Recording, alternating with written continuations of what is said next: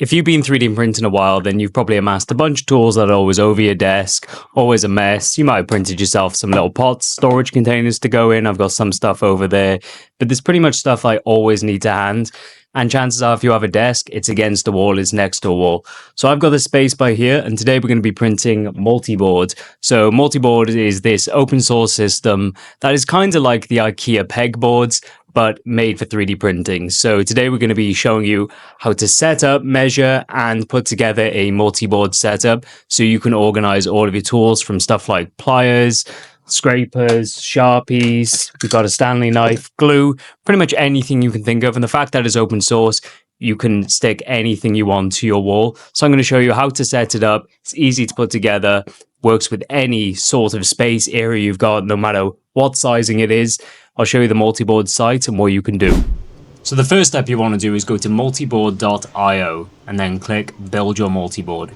Website might look a little bit different, depends on how much they update it. But you want to scroll down into Multiboard Planner. You click your planner and then it'll load up this little itch.io web application. It takes a little second to load, but once you're in, click continue. And then you've got your measurements. So I measured my wall space here. So I know my width is 86 and my height is 68 centimeters. So you can't change it to centimeters. So we've got millimeters for the people in the UK. So my width would be 860. Let me just double check. 86 and then 680 for my height. So then tile size, you can see here you can change your maximum tile size. So this is not for every tile. But the tile size 8x8 fits on a 200 centimeter by 200 millimeter by 200 millimeter bed. So bordered or not bordered. So the difference between these would be bordered.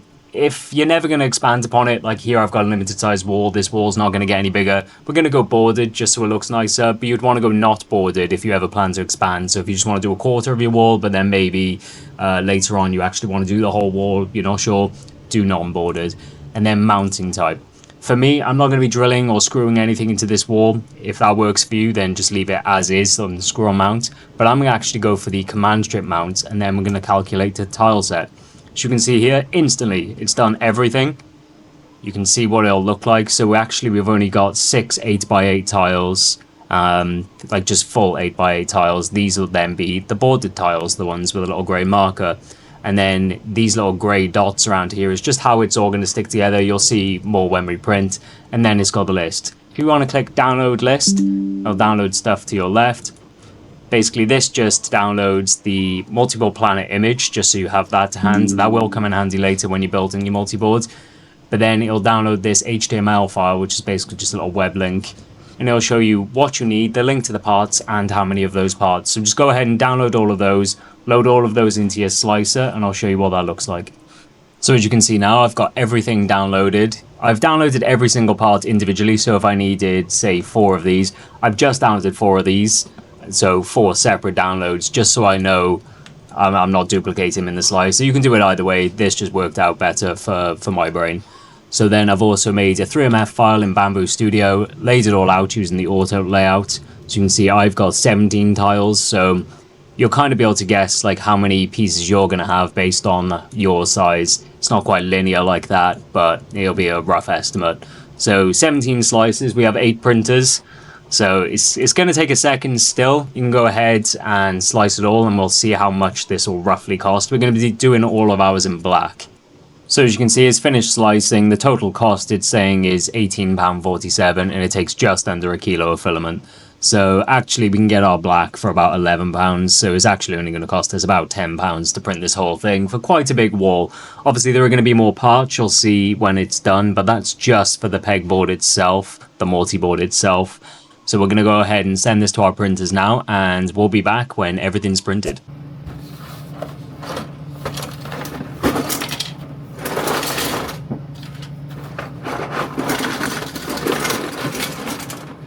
So at this point, as I'm putting up all of my multi-board pieces, I should have realized that I'd actually printed a lot of the wrong pieces. You can see in the bottom right-ish that I printed a lot of 4x4s, but the guide was telling me to print like 3x6s, a lot of 2x8s. So I did have to unfortunately scrap all of those pieces. Make sure you follow the guide.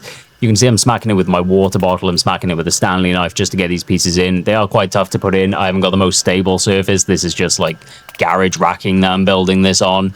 So try and find a more stable surface to put it all together. Try and find a pretty big surface. It'd be pretty hard if you were just going to build it against your wall. So concrete floor would be ideal, I think. So I had to build it all again. What I did was just frame it all up. You can see me zooming into the instructions. I'm actually following it together. What I would do is print more of the backing pieces, even if the guide doesn't say so. Print some of the 2x2 ones, just because they are more stable. I did have to take it back off the wall when you see I put it up in a second, and then print even more of them. And it's a lot harder whilst it was on the wall, especially stuck by command strips, because they are quite strong and I didn't want to waste them all. They're expensive. But even when you're putting the command strips on the back, what I would recommend is putting them on every single section, just so you have even pressure throughout the boards. First of all, I just put them roughly on the edge, couple in the middle, but actually fill up every square. I thought it would be more ugly than it was, just seeing this backing stuff, but once you've got all your tools, as you'll see later on in the video, you won't actually notice. Make sure you watch some multiboard videos, read the multiboard site, because they do have a lot of tips that I just glazed over. A lot of the multiboard videos are long, just because it's a long process. So I thought I was finally ready, put the command strips on. I didn't put them evenly. You'll see me struggle to put it up a little bit later, and mine did end up falling off in one of the corners, but I didn't want to peel the whole thing off, so I kind of had to poke it through one of the holes. So just make sure you do that when you are building your multiboard. You can see it actually goes up pretty easily. I did have to kind of wedge it behind my monitor in the corner, but it's strong, it's stuck. Okay, so it's up, but as you can see, there's like a floppy bit by here because I didn't put any backing on. There's a little bit to bend because I didn't put command strips everywhere. But now, I think it'll be okay. It's strong, it's not coming off. Like, it's secured against the wall. It's 34 degrees in the UK at the moment, so we'll see if this holds up in the heat. This wall is warm, I'm warm, everything's warm. So I'm going to leave this up for a little bit, as the command strips say you should leave them for a little bit before you start hanging stuff off of them. And then we'll print some organisers to start putting our tools away.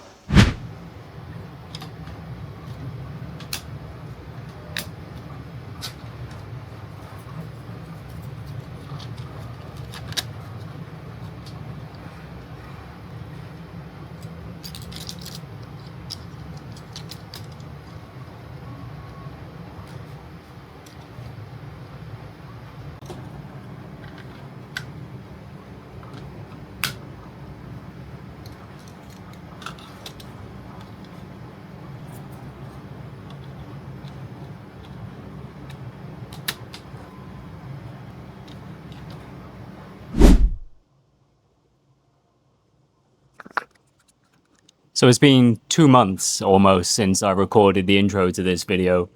Pretty much everything has changed about my desk already.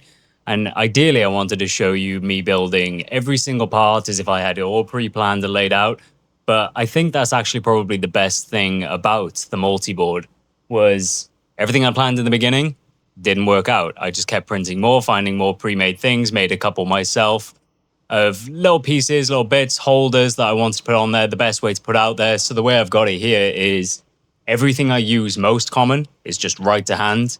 And then as it gets further away, it's the things that I use not as common, because I've got mine on my desk. I do have to lean over a little bit more, but you'll be seeing some stuff on your screen now of everything that I've got. So I've got all my camera gear, I've got my tools, I've got my air duster, my pliers, just a little pot full of bits and bobs. But then I've got the stuff that I actually use, like super glue, my tape dispenser, my glue activator, my Stanley knives, my pliers, all my Sharpies, my deburring tool.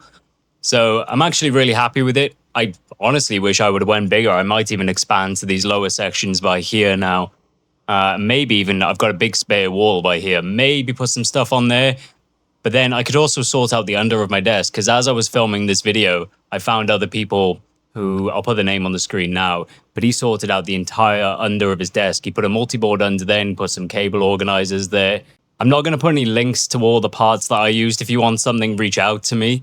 But for the most part, you can just search on printables and make a world for everything you want. And the Multiboard website has all the tools that you would need if you want different connectors. If you want to make your own thing, then it's really easy to do. I can't even imagine this is going to stay the same as I get more stuff, as I change my equipment. Everything's going to look different in about a year's time anyway. But it's such a good project. I recommend everybody do it, especially if you've got a 3D printer. And if you don't, get it made maybe. Even for the IKEA, I think it's called the Scoudis Pegboard. There's different parts for that, but I do think this is better. It just has more connection options. You can put stuff more densely. It's just such a good product. I'm so glad I did it, even though it took me 2 months. But that was just me procrastinating. It was a bit of a pain to put together, but as soon as I actually watched like a couple of videos on it, read the Multiboard website, it was so much easier. I kind of made it up as I went along. This has been on the wall now for probably 2 weeks with just command strips, and I've got some heavy stuff up there, my camera equipment, my screwdrivers.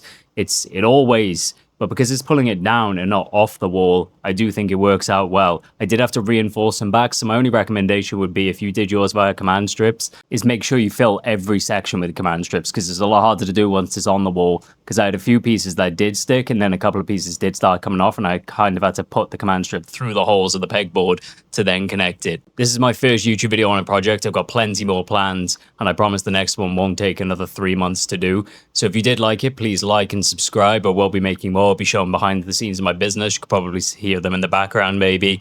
We've got a very exciting 3D printer coming hopefully this month of July, but if not, it'll be early August, and I'll be doing my first impressions and review on that, so stay tuned. It's going to be a big one. And one more thing. It's a bit of an early day, but if you get there now, you can get it cheaper. We've opened up a Patreon where we're releasing some models that we have made ourselves that you can either sell commercially, or you can just use them for personal use. There are 2 different tiers, so you can subscribe to that. The prices will increase as we get more models up there. For now, they're going to be the cheapest they are. So yeah, thanks for watching, and I'll see you in the next video.